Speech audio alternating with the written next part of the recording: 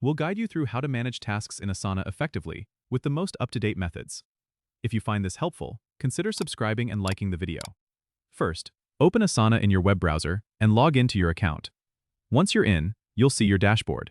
To manage tasks, go to the project where your tasks are located.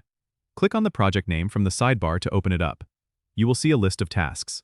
Click on any task you want to manage. On the right side, you can see and edit details like the task description, due date, and assignee. To set a due date, click the calendar icon and choose your date.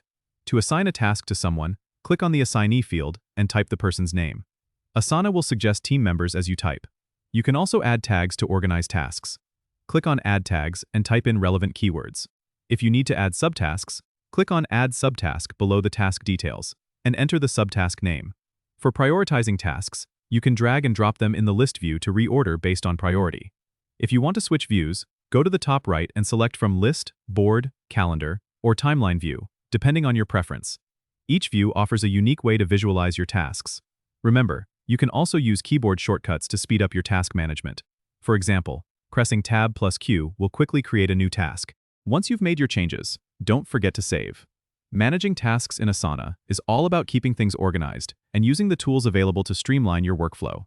Don't forget to subscribe and comment if this helped you out.